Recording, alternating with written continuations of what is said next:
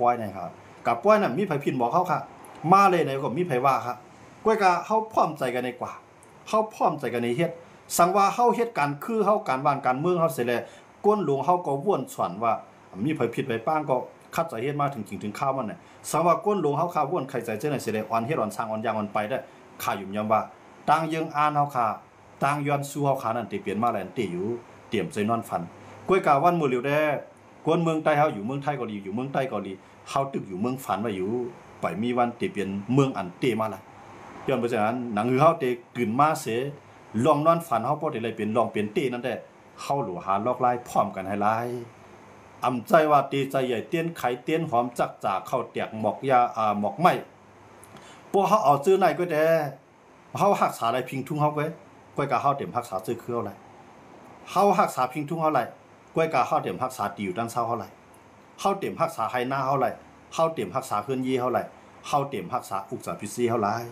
ย้อนบ่จังนั่นแหละศาสนาก็ให้บ่รักษาไหลยาวก็พิงเยพิงทุ่งก็ให้บ่รักษาไหล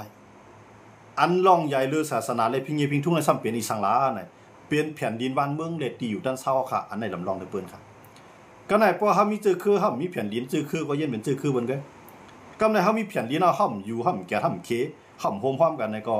เปิ้นก็เอากับเป็นของเปิ้นเด้ย้อนบ่จังแลน่ะอิงเอาในวันออกว่าออกษาปี2เฮง25น่ะเสร็จแล้วเฮาค่ะเอามาย้อนแหลกหลายเพิ่มแถมบันออกไปวนคนเมืองใต้เฮาค่ะให้อ่อนกันไฉไสเฮ็ดสร้างการจื้อคือการวันเมืองในลำลองที่สุดยาวการอันเมียดที่สุดนั่นมันเปลี่ยนการแกะขี้แผ่นดินเลยเฮ็ดไว้ปันลูกหลานเฮาข่าวันมื้อน่ะอันไหนเปลี่ยนการอันเมียดที่สุดครับเมืองเจ้าหนังแผ่นดินในเฮาได้ก็เชื่อเมืองเปิ้นนำไรนะตัวหนังเมืองไทยในอันมาซื้อก็ได้มีอยู่แกก้อยกาไล่ลักซื้อหลอมขายกันมาสิไล่ไปโจลูกปานลานมาให้เขาไล่ไว้ไทยก่อนเนี่ยมื้อนั้นก็กวนเท้าเขาผมไปเฮาไล่เอานะย่างบ่จังนั้นแหละเฮ็ดคือแลตัวเฮาในไรป่ายันมาลูกหลานเฮาในพวกได้จังไรมืออยู่นั้นเฮาได้ถึงเว้เนี่ยเฮาหลุดจอยกันวนดิน่ะอย่าก็จอยกันแกะเคดิน่ะทีไหนน่ะเตียวตีละเกขายตีเฮ็ดจึงเลยเปลี่ยนมาหลายหลานเนี่ยอยู่ในก้นหลวงเฮาคาในนั่งตะลานว่านั่นมันหลุไรคู่ตะลานั่นปองว่าอีสังมันชื่อว่าการนั่งปากหน้าสังขารเจ้าการนั่งปากหน้าหูนหางพระเป็นเจ้าสิแลเกาไรตะลายาวเกาไรลองเพียงเปียงย้อนว่านั้นมั่นใจนะอันเฮาก็เอามือสันตักเส้นนั่งนั่นเฮาใครสังขะเฮาวันนั่งแจ้งกำตะลาเนี่ยตีมันในความหมายมันใครละว่าเฮาใครลองเพียงเปียงค่ะอันตีมันความมาตะลานั่นอันเพิ่นว่าลุ่มตะลาว่านั้นตอนน่ะสังขะตอนตาแทบตัดปันว่าพวกเฮาผิดก็บอกว่าเฮาได้รับตั้งผิดอ่ะพวกเฮาถูกคนก่อนนึงก็ได้มีตั้งผิดอ่ะย้อนบ่จังนั้นเพิ่นว่าผู้แทบตัดตะลาเนี่ยเฮาฆ่ากันนั่งตะลาในก็ตอนนั้นไงเฮาใครลองกัดเย็นลองถางห่างใครลองเพียงเปียงค่ะนะก็เฮาได้นั่งเอาน้ำใจก็เฮาหลุนนั่งว่นว่าเฮาเตะถือเลยเอามาให้ไล่ตาเตะไล่มานั่นเฮาได้ไล่พร้อมกันก็คืออันไหนขามันหลุแล้วกับมันคายเฮากับใจหยันค่ะที่เตมันอันว่าใครตะลานั่นเนี่ยนะพวกใครพลาไหนคือก็มันไล่เอาพลาเป็นเจ้าน่ะมันเจ้าบ่หล่อนเอานิกปานกว่า2เฮง5ปาก60ปลาย8ปีปีป้องมันนะมันจะทำวางไว้ปันนะย้อนบ่จังนั้นแหละดอกว่ากำไรเนี่ยเฮาคามั่นใจกับปานอันมั่นใจกับปานสาวสาลีปลูกหลาสมอกกะลานมันจึงข้าววานั่นน่ะมันเป็นกับปานอันเปิ้นใจอนุมิวเปิ้นใจนิวเคเปิ้นใจดวนเปิ้นใจกวนเปิ้นใจเทคโนโลยีทั้งหลายเข้ามาเตรียมตีอยู่กวนครับย้อนบ่จังนั้นแหละหนังคือเฮาเด็กอย่างคือตันเปิ้นตั้งนานนั้นเนี่ยเฮาได้เลยวนให้มันคือตันเปิ้นต่างๆก่อนพอเฮาวนคือตันเปิ้นเอาเนี่ยเฮาได้เลยไปซ้อมห้อยเปิ้นอ่อนเฮ็ดจึงวันเมืองขึ้นใหญ่เปิ้นอ่อนเฮ็ดจึงวันเมืองเลยกัดเย็นได้เนี่ยเปิ้นอ่อนเฮ็ดจึงเปิ้นเปี้ยอะไรผู้เขียนเนี่ยเฮาได้ไปซ้อมอันเปิ้นเฮ็ดนี่มาค่ะอำใจว่าปานผู้ปานหมอเฮาเฮ็ดจังได๋มาน่ะเฮาก็คือเฮ็ดมื้อนั้นปานผู้ปานหมอเนาะปานผู้ปานหมอเฮาเขาเฮ็ดมาได้ใจมื้อนั้นเขามีผู้หลักมีคนจวนนะเขาเลยอยู่ในวันในเมืองไอ้เลี้ยงวัวเลี้ยงควายเอาวัวเอาควายเอาวัวหางล้อควายไถนาเลี้ยงกันมาหลายมื้อปานนั้นกะปานมื้อเดียวได้อำใจยาวกะปานมันเรียกหลายกว่าย้อนบ่ซั่นนั่นแหละเฮาโลคือตันกะปานอันเรียกหลายเข้ามานั่นเฮาโลตาเฮาก็โลเลยด้วยหันหูเฮาก็โลเลยยินถ่อมอ๋อก็โลเลยวนจ้อมค่ะตีนเฮาก็โลเลยยางจ้อมค่ะนะเอ็นแห้งเฮาที่มีในก็โลพร้อมโฮมกันมันสองที่ไรมาอันว่าตลามันนั้นหมายถึงว่าลองเพียงเปียงค่ะกูว่าในเฮามีค่ะตลาเฮาคลายเฮาหวยหาเฮาฟังหาเฮาย้อนสู้อำไรมาเฮาผิดปางมาสังขางเป็นเกี้ยงเตรียมเกี้ยงมีเป็นหูปากมันก็ เอาตะลามาปันเท่าไหร่นะเอาล่องเพียงเปี้ยงมาปันเท่าไหร่เขาก็ปันแห้งใจเขาก็ขึ้นปันแห้งใจตัวเก่ามากระนั้นก็ป้อมไม่เห็นไหนเมื่อได้ขึ้นใหญ่ป้อมไม่เห็นไหนเมื่อได้ไหลใหม่สูงป้อมไม่ไหนเมื่อได้อยู่ดีกินหวานเนี่ยมันอันปันมันเปลี่ยนอันตรวนแต่ปันแห้งใจเขาค่ะให้เขามีแห้งตัวแห้งใจ10อยู่กว่าตั้งนาน10คัดใจหักษากว่าตั้งนานมากระนั้นก็ถามว่าเดี๋ยวมาปันเท่าไรฮะเนี่ยเอาปันเท่าไรอันเอาปันเท่าไรได้ป้อเขามีแห้งพร้อมห่มป้อเขามีแห้งหักกันป้อเขามีแห้งศรัทธาป้อเขามีแห้งจิตนามาพร้อมห่มกันเนี่ยแห้งอันนั้นได้สั่งกำยันปันเท่าไรถึงยังหมายเขาค่ะอันนี้ก็มาฝากปันสาวพุทธาค่ะทั้งหลาย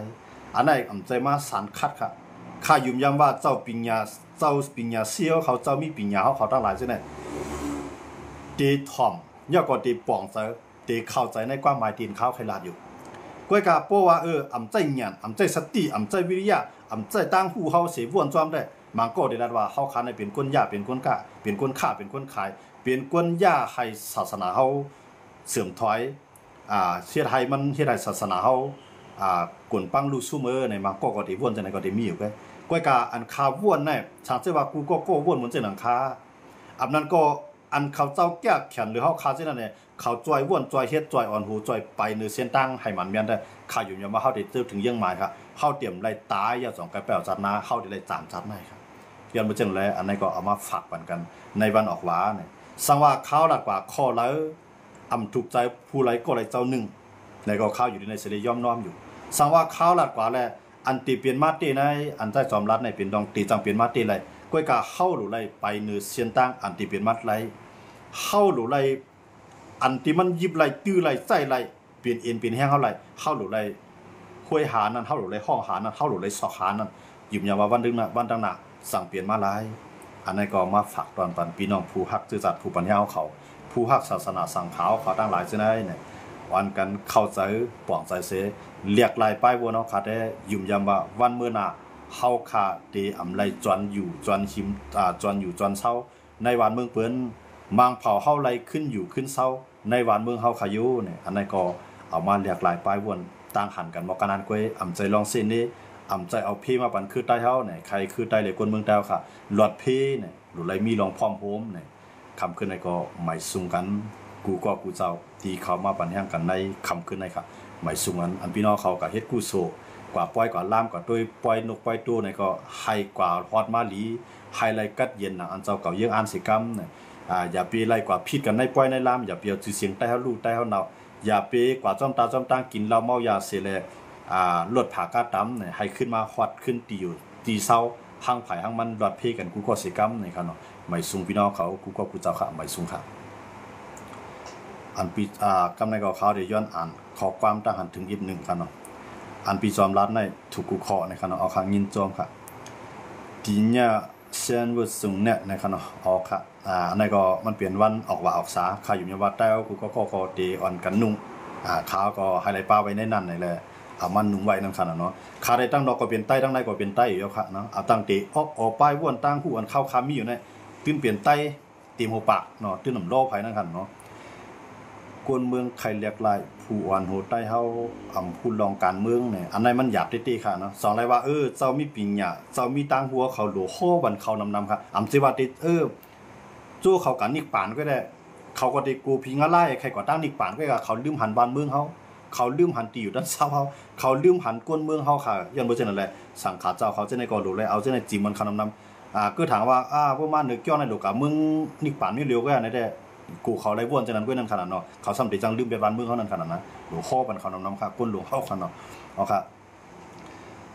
ยินจมค่ะที่พี่น้องเขาเตรียมต่างมากค่ะเนาะเพราะว่าพี่น้องเขามีพลอยเตรียมต่างมากในข้าวก็ที่ย้อนขึ้นลือที่ในค่ะเนาะพอมีติดตามมีข่าวยามตันกลางวันก็กลางคืนเขาขาขึ้นมาท่วมยากันค่ะเนาะทำปุญหนักยังไงให้ต้องตกต่ำหนีตายทั้งเมืองยังงมงายอันนี้ก็มันก็มีสูตรนั้นขนาดเนาะมันมีสูตรออกมาในยอดเบอร์ทางไหนห่ำมีสติห่ำมีหยันห่ำมีป้ายว่นวางเมียวในก็เขาเป็นเครื่องมือเบิ่นค่ะนะเจ้าพี่น้องเขาลัดมาได้ห่ำจะเรียกว่าเซมันนี่กันเนาะเอาค่ะในขณะเอาค่ะยินจมค่ะเฮาขาดหลุดจอยกันออกข่าวปันนำขาดใจจอมในขณะเอาค่ะยินจมค่ะขาคัดใจกูวันค่ะในนะขาลัดกูวันในสังเจว่า ลิ้นขาในมันยาวเลยเหมือนจ้าในมันยาวค่ะนะขาคัดใจลาดให้ตึกชวนให้ใต้ป่องใจให้ใต้พร้อมกันเนาะก็มันไปเปลี่ยนมาอะไรก็เข้าคาก็ไปท่อไปถอยไปหวนหลังค่ะเนาะตอนนั้นเขาย้อนสู้ใครขึ้นอีกปานเขายังไปหันไปก็อะไรขึ้นอีกก็เขาดังคัดใจมากจากมือปานผู้ปันหมอนต่อถึงมันเมื่อไหร่เขาตึกคัดใจอยู่เนาะกำไรการเมืองในใดมันอยู่ในลูกเมืองกวนในมีอยู่หันอยู่นะด้วยง่าอยู่ได้อยู่ยามว่าติเปลี่ยนมาอะไรติเรียกลายอะไรอยู่นั่นขนาดเนาะพวกเขาคาใจสติงอย่างขนาดเนาะวิจอมติไลสดหลายมองค่ะนะครับเนาะไล่สดในบางปกมากำนำได้ดีมาเปลี่ยนมองกลางค่ำค่ะเนาะเปลี่ยนมองกลางค่ำบางปกพวกเหตุการณ์เฮยก็มานอนหรือเฮยบางปกเกามองกลางค่ำก็มีเนาะบางปกว่ามีติดตั้งมีข้าวยามตันกลางวันก็มาค่ะเนาะขิงขาข้าวยามมันจือเปลืองตายค่ะเนาะเขาอยู่เอาดีข้าวยามตันในเฮ็ดกันเนาะป้อพวนหัววนอะไรบอกน่าแต่เอานิ้วจี้เจ้าเก่าจีกวนตายละนะออกค่ะนั่นคือความจังหวะค่ะเนาะอยู่ที่ป้ายวนเขาเจ้านะครับเนาะมันอยู่ดีพวนหัวใต้เฮาอ่ำพร้อมกันไรตีข่อมพร้อมกันนั่นเขาย้อนเปื้อเข้าไปปองใจนั่นค่ะนะพวกข่อมไปปองใจนั่นก็ตึกไปตั้งพี่โดดที่ค่ะนะเปื้อนว่ายาในมันดีเมื่ออย่าไปกับกินมันก็ย้อนเปื้อใครมีได้ก็ใครเกี่ยวมันก็กับกินพวกกินเป็นตั้งทุกข้าพวกผมได้กินก็เป็นตั้งทุกข้ากำนันมันเหมือนนั่นไงผู้นำใต้ในก็เหมือนทุกคนกินยานั่นนะการเมืองในเพื่อกว่าไล่ในมันไล่ก้นเมืองในว่าข้างป้องเนาะลูกน้องดับปี้ก็ตุกข้าขานใจก้นเมืองก็ไปยัดเนาะเขาก็ไปปองใจเขาป้วนว่าตั้งไปเขาในมันตึกหมันเมียนนั่นขนาดจังไรว่ามันหนูลาบกันเขาเทียงน้ำนั่นขนาดเนาะพี่น้องเขาเตรียมมาในกองยินจวมค่ะนะพวนหูใต้เขาในเขาไปเขาเถื่อนเปียดก้นเมืองใต้เขาได้คำป้ายเขาเถื่อนเขาหรอกเขาอ่อนเท่ากับอยู่ในเถื่อนก้อยกัดตูเขาก็อยู่ในเวียงเขาปวนหัวในกันนะอันไหนก็เอาขามาอุบมืออุบจอครับเนาะห้อมตาใจลำดอกกันขนาดพี่น้องเขาอาโกไลลุยลาดาปนันเนซีบิเล่นี่ครับว่าขาไล่สวดมาได้ทำเตรียมกับ5-6 ปีเขาอย่างไรนะพวกเขาต้องพิษกันนะถางได้มา6-7 ปีเขาอย่างไรนะหลูพร้อมกันยืมมันนะครับว่าค่ะอันนี้ก็มันเมียนอยู่ครับนะปีจอมได้คัดใจลัดอยู่กูคำกูวันเยาผู้วันโหใต้เขาคึดเฮ็ดเหมือนหนังลัดเมียนเนี่ยครับเพราะเขาเฮ็ดเหมือนเจ้าหน้าเขาพวนในวันมื้อในเขาเลยป่วนจัดปานขี้คาบางเผาเขามือตังเฮือนตังเยี่ยงเฮือนจัน2จันเมืองใต้กันแน่เนาะก็ดีเป็นเจ้าหน้าครับนะมีรถก้าในก็ลำ2ลำมีเครื่องในจัน2จันเอาแคบนะเขารู้จัดปานกวนมีนักการให้หน้าก็โป้เนาะไปปันแห่ดัดสีคาในคณะเอาคางยินจวมค่ะนะอ่องปีจอมลอยนั่นยิงใต้เฮาเตนี่ครับว่าจอมลอยก็ย่ำเก็บคิดอะไรกันเนอะพี่น้องเขาว่าเปิ้นมาต่างเอาฐานหินคู่ของใต้ดินเนาะในเขาย่ำเก็บคิดอะไรจุ่มเขาลง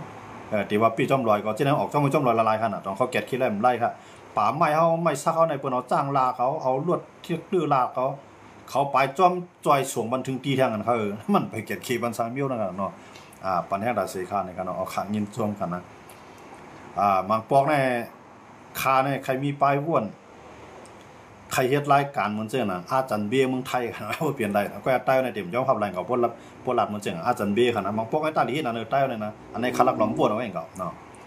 อาจารย์เบี้ยเนี่ยมันหลาวละลายครับลูกก้อยการมันหลาเพราะมันนายถอมดีๆน่ะมีพิจัยกันนะเป็นลองตี้ค่ะนะ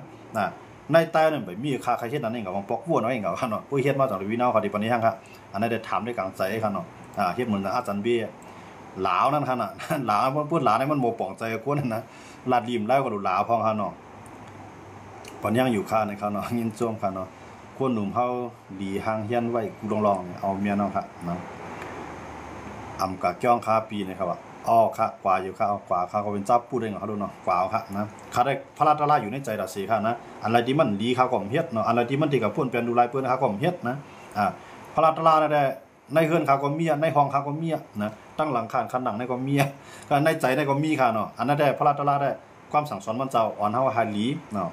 มันสอนเฮาให้เป็นคนดีเนาะต่อให้กันที่จ้องกูวันก็ย่อนั่งตลากูวันก็ย่อบ่เฮามีในใจเฮามีในปลายวนเฮามันก่อมป่องสังขะยังบ่จังได๋เลยรู้หัวใจเผือกจึงขาวใสมันนั่นน่ะเนาะมันดูเลยลูกกินนั้นมากครับพระราชราสังขารมันน่ะรู้อยู่ในหัวใจเฮาค่ะมันสิว่าเบิ่งไปกะจ้องในมันไปไล่พระราชรามไล่สังขารมันใจเฮาคั่นนะอันนั้นก็เฮาคำว่าเรียกหลายปลายวนในคั่นเนาะปันแฮงกูลองค่าในคั่นเนาะเอาค้างยินโจมค่ะเนาะ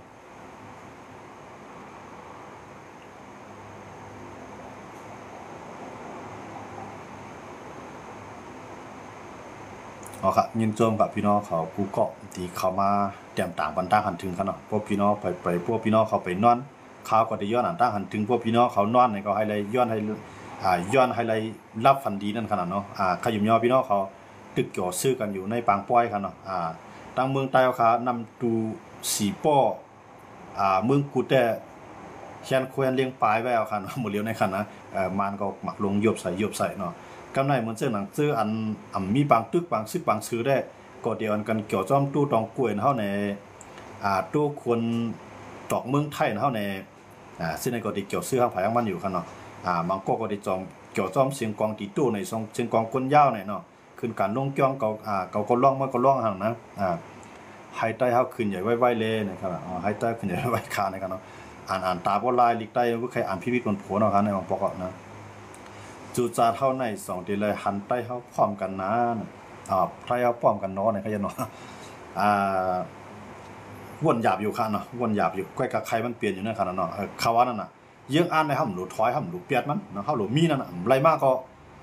ตอนหนังมือเฮามาไรสั่งมาเฮายังมีคนตั้งไว้เฮามีรถมีกามีเฮ็ดมีเยอยู่เนาะเพราะเฮามีตังยังอ่านได้มันเอาดินเปลี่ยนนั่นค่ะเนาะใกล้นั้นได้อยู่ที่คนหลวงเฮาก็เฮาว่าเนาะตั้มอำพันธ์ลูกปีคาปีนะคะลูกค้าไรมากครับลูกค้าอยู่ทางตีกันนะกะเกามากครับนะอยากให้อินฟูคนไทย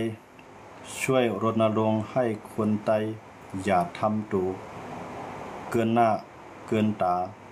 เจ้าบ้านเดียวคนไทยจะเกลียดเหมือนไอเมียนค่ะอันนั้นก็เขาก็รณรงค์อยู่ครับเนาะเขาก็ลาดป้ายอยู่กันนะลองอันใต้เฮามาอยู่เมืองเปิ้นที่ไหนก็อยู่จอมปักจอมเปิ้นค่ะเนาะเฮ็ดจอมพิงเยพิงทุ่งเฮาไปก็อย่าปีป่วนหน้าป่วนตาเปิ้นนั่นค่ะเนาะนะครับเขาก็ลาดตึกส่วนป้ายอยู่ค่ะเนาะยูเครนในรัสเซียเปลี่ยนหือพองค่ะวันมื้อไหนนะครับเนาะค่ะยูเครนในรัสเซียนั้นในบางตึกแต่มันไปหันตียาวลงมันได้ง่ายนะกูภายก็ตึกเพิ่มเป็นแห้งใส่กันนั่นค่ะเนาะข้าวปันแห้งอยู่ค่ะนะครับเนาะค่ะยินโจมค่ะที่ปันแห้งกันค่ะเนาะยินโจมกูก็กูเจ้าค่ะนะสังว่าพี่น้องเขาใครรับใครนอนเนี่ยก็ย้อนให้ยึดรับพันดีเนาะพวกไปนอนเขาพาเขาขึ้นมาตรงตักกันหันกันดีเลยก็ตรงตักกันนิดนึงครับเนาะเพราะว่าเขาขับก่อนดีตั้งไรตั้งนึงฝ่ายญาแฟนคลับ FC ผู้ปันแห้งเนี่ยเขาก็ให้จังรัดก้อมลอรี่อีกเนาะเนาะตรงตักกันไรครับนะพี่น้องเขาตรงตักกันไรครับนะเอาค่ะยินชมครับที่พี่น้องเขาอันเด็กปันหัวใจมากครับเนาะอันส่งมาปันหมอกกุหลาบที่ในก็ยินชมครับ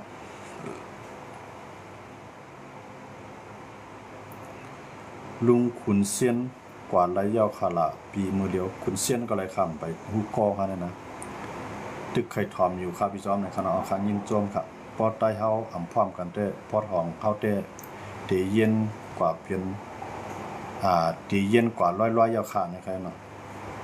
ข้างยินโจมของฝากค่ะนะยินโจมอันพี่น้องเขาปั่นมาของฝากค่ะอิสราเอลยอบคือ40ลำเนี่ยนั่นมันเป็น40ลำปลายครับนะที่เขายอบอันที่เป็นก้นที่มาจอย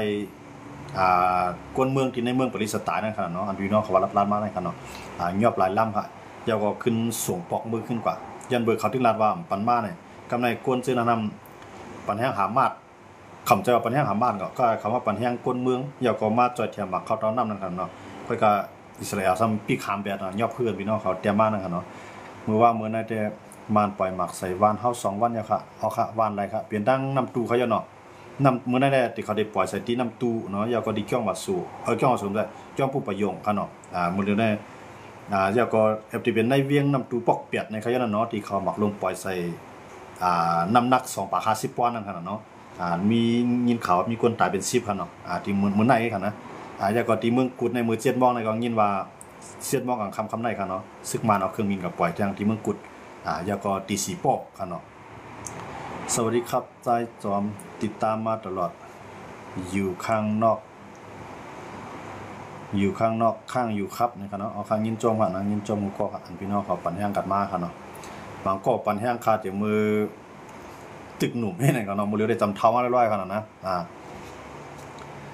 ยินว่าอังกฤษได้เอาแห้งซึกเข้าจอยยูเครน2ใจตีค่ะอันนั้นได้ไปมีข่าวครับว่าอังกฤษเดี๋ยวยังซื้อเขาจอยในคณะอันเขาอุกันไว้ว่าสั่งว่ารัสเซียและยูเครนในตกลงกันขึ้นตึกกันระยะ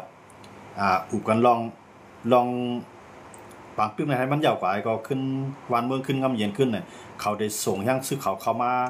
รักษาไว้ในเมืองยูเครนหรือวันดังนายูเครนเต็มมีต่างเมืองมาลูกล้ำเนี่ยมันจะหนังฝรั่งเศสอังกฤษเนาะเยอรมันจังได๋เขาได้เข้าอุบันไว้จังได๋ครับเนาะใกล้กับจิว่าได้ส่งยังซื้ออังกฤษเข้ามาครับเนาะนอนเฮ็ดของรับดีนาคะนะครับเนาะเอาขะยินจงครับไว้เหมือนจังหนังเฮาไก่อุกันนอนนะครับเนาะมันก็ว่าผมเลยถอมใจจอมได้นอนรับมันก็ว่าตึกนอนรับดีๆได้ถอมใจได้ยินเสียงใจจอมมาเพชรตื่นมาได้ก็มีเนาะอันนั้นได้เป็นสภาวะของมันเนาะเหมือนจังคาก้อนนึงเอาคาก็เกี่ยวผายปลายมือก็ได้คาก็เกี่ยวผู้ห้องกว้างก็ได้คาเกี่ยวก้นอ่านขาวก็ได้คาก็ได้ปืนได้นอนนั่นนะบางปอกก็ถอมบางปอกก็รับอาหารเนาะเพิ่นตื่นมาก็หม้อยาบางกล้วยก็มีนะอันนั้นได้เฮาว่ามันเป็นวาสนาเนาะมันจังคาก็เกี่ยวรายการคนไทยเขาก็นั่นเนี่ยคาก็ได้ถอมแล้วมันนั่งคืนนะผมไปรับตาเป็นมันในปืนไว้นั่นเนาะพวกผมถอมมาก่อมหัวเดียวที่เลยมาร้านนั่นขนาดเนาะก็เลยถอมให้เขาต้องไว้เนี่ยเฮาค้ำเลยมาเตรียมมาหมายว่าพวกก็ข้อมูลมันก็ตีมีลองยุบย่อมนั่นขนาดเนาะด้วยข่าวปีจวันเนี่ยครับปีจวันกูวันเนี่ยเขาจะใครว่าด้วยข่าวปีกูวันเนี่ยเขาจะเนาะเนี่ยเขาก็ช่วยเนาะครับเนาะเงาละอาเซียนเปลี่ยนหือพองค่ะมือเหลียวปีจอมเอาค่ะอาเซียนได้ก็ตึกเมียนพองสร้างแห้งมันนั่นขนาดเนาะสร้างเอ็นแห้งซึกเก็บซึกเนาะตั้งหมอกใหม่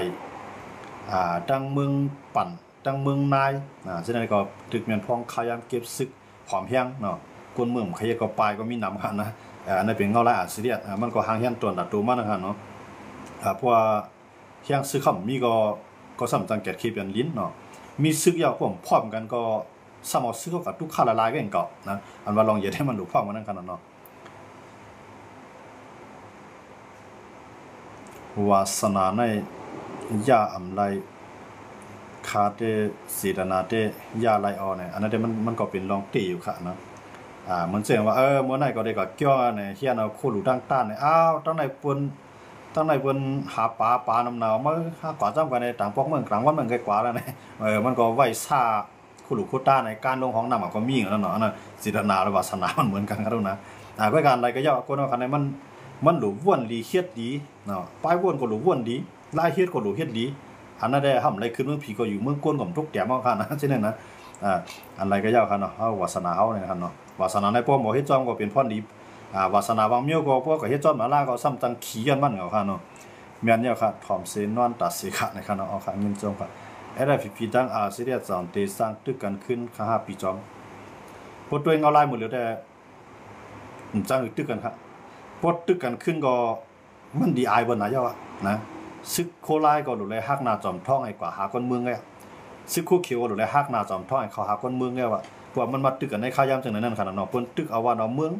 ขาซ้ำขึ้นมาตึกกันในบ้านเมืองบ่รู้เนาะบ่ห้ามได้มันก็ดีอายบ่นั่นขนาดเนาะซอยไต้หวันลำตอนกว่าเปียเท่าลำตอนกว่าเปียเท่าซาวใต้ตีอยู่เนาะในขนาดอันนั้นก็ไปจังหวะกันเนาะอันนั้นก็เฮาก็บ่ได้ติดตามตีขนาดเขาก็บ่ได้ติดตามซอยไต้หวันตีขนาดดีอ่ะค่ะใจจอมเป็นห้องเสียงอันกว่าไล่ไกลติๆในขณะเอาขายินจมค่ะตีเข้ามารายการไล่สดลัดข่าววาดการเมืองเอาปกเสียงปกนี่ปกวนมีได้มันอยู่ที่พี่น้องเขาปันแห้งนั่นขนาดเนาะย้อนบ่มีพี่น้องเขาปันแห้งอะไรจ่องเฮ็ดได้ข่าวมีแห้งใจเสลัดมาอะไรตัวเทือนมื้อนั้นขนาดเนาะอันลำร้อนที่สุดได้เป็นพี่น้องเขาขนาดนั้นเนาะยินจมกูก็ค่ะเดียวค่ะใจจอมเอาไม่สูงค่าในขณะเอาค่าไม่สูงมันค่ะให้ปีจอมขึ้นใหญ่กว่าตั้งนำค่าในขณะเอาค่ายินจมพวกเอาค่าในอย่าไปขี้เฮตากันเฮาหลงโมปันเข้าไปขึ้นใหญ่ก็หันบนขึ้นใหญ่ดูโมจมวันหนึ่งพวกเฮาไปเนื้อจอมเสียนตังมียังอ่านเฮาไหนเฮาก็ได้ขึ้นใหญ่จอมเขาค่ะนะเฮาอย่าใต้เฮาไหนย้อนไปสั่งเลยเฮาตกแก่มาไหนกาก่อนวันหลังคนมาได้พวกมันมีน่ะก็มันขายยามาให้มีอยู่นั่นมันหลักเปิ้นให้มีอยู่นั่นมันจวนเปิ้นให้มีอยู่นั่นพวกมีเนี่ยน่าดูกันไหนพวกมีก้นมีก็ย่าในหมอกล้าหมอขายมีก็ย่ามันก็ซ้ำขึ้นถังเรียกขึ้นกวนอันเฮ็ดไทยเฮ็ดสวนอันกว่าอันผ่านมันผ่านก็มันก็เฮ็ดก็มันก็ไข่ก็เฮ็ดก็ก้นมีแท้เพื่อจะไหนกำลืนมาสุดนี่มันก็ขึ้นใหญ่นะจังว่าก้นมีเขาในเขาหลูบ่เอาใจก้นผ่านยันบ่ก้นผ่านให้มันหลูซื้อมันหลูกินมันหลูเฮ็ดมันหลูหาในมันสิเป็นก้นก็หาเงินมาปานเท่าน่ะนะย้อนว่าจังได๋เฮาหลุมโมจ้อมก้นก่อนขึ้นใหญ่ยาก็จ้อมละลายก็มันกะมันเฮ็ดขึ้นใหญ่เฮาหลุไปจ้อมค่อยตีมันยาก็เยืองจ้อมตีมันเฮ็ดน่ะจังขึ้นใหญ่ป้ากันนะครับเนาะ อย่ามันจะนั่นเฮาอย่าไปให้กันทุกอย่างกำนันใต้ก็เลยว่าเขามาร้านนั้นเขาไรเงินนั้นจังกัดตุ้ยเขาให้สั่งอันมีใบบ่นเจนั่นน่ะมันเป็นคนขี้เกียจตามันก็นะยันเบิกคำแคนเบิกขึ้นใหญ่มันจะอยู่รู้ได้ค่าเป็นคนมีเงินค่าขึ้นใหญ่มากน่ะเคลื่อนค่าเขาตึ้งต่างในเมืองใต้นั่นน่ะนะยันเบิกเจนั่นน่ะก็ในเคลื่อนหลังในขึ้นใหญ่น่ะหลังในแคบน่ะหลังในน่ะเพิ่นก็เป็นเฮือนใต้กันจังได๋คานพี่น้องเขาขึ้นใหญ่เฮือนใต้เอานั่นน่ะเฮาก็จมจ้องผ่านนะเฮาหลมมีน้ำใจเปียงปอในตัวเฮาเสียมก้าน่ะเฮาหลมมอมีน้ำใจจมจ้องเปิ้นขึ้นใหญ่หรือเฮาอันเปิ้นตกเตรียมหรือเฮาเช่นนั้นก็เฮาหลมมอยินมือ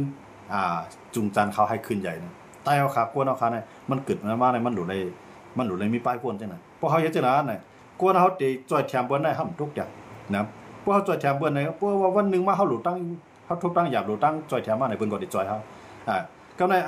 ตัวในคนในบ้านน่ะเป็นคนผ่านอะไรมีคนมีเนี่ยจังหือติดใต้กันคั่นล่ะนะพวกมีคนมีบ่ปองใจเนี่ยคนวานนั้นก็เป็นอินแห้งมันก็เป็นอินแห้งคนวานในป้ากันขึ้นใหญ่ครับนะยันบ่จังนั้นว่าเฮาหลุมมองยินโจมจ้อมกันลองขึ้นใหญ่นะย้อนสู้ให้ขึ้นใหญ่ไม่สูงเนี่ยเฮาอันกันย้อนสู้กันนะบอกว่าเฮาวนดีอ่ะนะเฮาวนดีให้เขาขึ้นใหญ่ไม่สูงพวกเขาขึ้นใหญ่ไม่สูงก็อย่าไปขึ้นทางเรียกขึ้นซื้ออันตึกทุกอย่างย้อนไปกวนเอาขาได้ทำกามพันกามพันลายเฮ็ดกันพวกมันวนดีมันเฮ็ดดีมันคัดใจเนี่ยวันนึงมันจังป่วนเฮาก็เป็นก่อนล่ะนะย้อนบ่จังนั้นแหละการทางเรียกกันการเหยียบกันโจมจังน่ะอย่าไปมีพวกใครขึ้นใหญ่อย่าไปเหยียบเปิ้นใส่ขึ้นนะกวนเอาขาได้พวกหมออยู่บนคืนน่ะมันก็ได้ขึ้นสูงจ้อมบ่มันซ้ำใครขึ้นใหญ่ก็เหยียบบ่ได้ขึ้นในมันตั้นขึ้นใหญ่เปิ้นก็ได้ลากมันลงขึ้นเนี่ยนะแม่นแล้วค่ะมือป่วนมากวนกัดแขนเขาอำนาจโลคะนะครับเนาะแม่นเอาค่ะนะผู้มันแก่น่ะก็นานโลผู้มันคู่น่ะก็เกียกผู้มันหมอน่ะก็ไล่ผู้มันใกล้ลาดน่ะก็เกียกมันน่ะย้อนบ่จังนั้นว่าผู้มาแก่มาเฮ็ดได้ผู้มาแก่มาอ่อนฮู้ได้น่ะตายเอาค่ะไหนมันมีปลายบนนี่นะครับย้อนบ่จังนั้นว่าจังนั้นน่ะก็ไหลบ่ดีมันแก่ที่มันอ่อนฮู้นั่นเฮาหลมบ่ปันแฮงมันพวกมันอ่อนเฮากว่าเมียนเตียนเมียนเส้นเมียนตามเมียนเป้าหมายเยอะอ่านตีตาขึ้นอย่าตาตื้อตาเครือนั่นเฮาหลอ่อนกันทัดสร้างมันครับใจว่าพวกมาแก้มาอ่อนฮูเล่นี่มันใจน่ะเนาะมันมีนาการภายนาการมันคุณพ่อไหนคุณพ่อมันนาตีแบบนาตีมันเหมือนกันกันแหละกวนเอาคั่นนะเมียนแนวค่ะมือป่วนมากวนกัดแขนเขาอำนาจลูกค่ะเอาคันนี้เจ้าค่ะสั่งผู้นำเฮาวนเสเฮ็ดลองซึ่งหนังปีจอมรัดในอำขึ้นใหญ่ตื้นอำมีค่ะในคันเอาค่ะยินจมค่ะนะเอาค่ะคำขึ้นได้ก็เตย้อนผัดยันพี่น้องเขากว่าเนาะใจว่ากว่าเมืองเก่าเมืองหลังเก่านะเตย้อนคือลีดีในเสเพราะมีตื้อตังมีข้าวยามตั้นกลางวันก็มากลางคืนเนี่ยพวกพี่น้องเขาปั่นแห้งข้าวก็ตื่นมีแห้งใส่ตื่นเตะต่อสู้ตื่นเตะลาษาตื่นเตะหาปลายวนต่างผู้มากำมากแก่มาแถมบันพี่น้องผู้ปั่นแห้งเขาเนี่ยข้าวก็อยู่ว่าพี่น้องเขาก็เตียวต่างผู้ต่างหันมาปั่นข้าวเนี่ยปีหู1น้องหู2เนี่ยเฮาขาดจอยกันครึ่งปองเฮ็ดสร้างกว่าตาซื่อตาคือตาวันตาเมืองอันลาดก็โลลาดอันวนก็โลวนอันเฮ็ดก็โลเฮ็ดมันดูมีกูเมียวขนาดนั้นมันจังไรมีเหมือนเส้นหนังจังเสียงว่าส่วนหมอกส่วนอู้เย็นเนี่ยมีหมอกสีเหลียวก็มันไปทางนี้เปลี่ยนกันหลายสีค่ะเนาะยันบ่จังไรดังว่าคาก็เหลียวก้อยไหนก็กาไข่ลาดมันก็อยากลายมาหลายก้อยกับพวกพี่น้องเขาหมอปันแห้งจอยปันตั้งวนจอยฟางมันสติมาพอก็ก้นนั่นน่ะมันหลักกว่าจังมีญาติร่วมนั่นขนาดเนาะมาพวกเขามันจ้วมน่ะที่มีคนปันแห้งเนี่ยก็จังลัดล้วนลัดเดือก็มีเนี่ยพวกพี่น้องเขาหมอปั้มหมอพางมันสตินี่ก็จังเป็นพรดีมากนั่นขนาดเนาะเอาค่ะยันบ่จังไรจังว่ามีสู่เจ้าปันแห้งแลจ่องเฮ็ดให้ขาวมีแห้งใจเสเนี่ยไปมาเหนือเส้นทางตึกส่วนปกตื่นคนเมืองแต้วขาเนี่ยคำก็ได้ก็ยินจมอย่าน้ำเนาะยินจมอ่ำสุดอ่ำเสียงเนี่ยครับเนาะหมายซุ่มพี่น้องเขากูเจ้านอนรับฝันดีกันเนาะเตย้อนสู้ปันว่ารับให้ไรเงินหมื่นตื่นให้ไรเงินแสนได้มันเตรียมเปลี่ยนมาไรหรือสิว่าตั้งคัดใจเก็บคัดใจความคัดใจเฮ็ดคัดใจหาอันนั้นได้ก็อ่ำวันนึงเร็วอ่ำวันนึงก็วันนึงตื่นเตถึงมาอยู่เนี่ยข้าวอยู่จะไม่หัวปากเสียย้อนฝากไว้ดีไหนหมายซุ่มกันกูก็เสกำค่ะหมายซุ่มค่ะ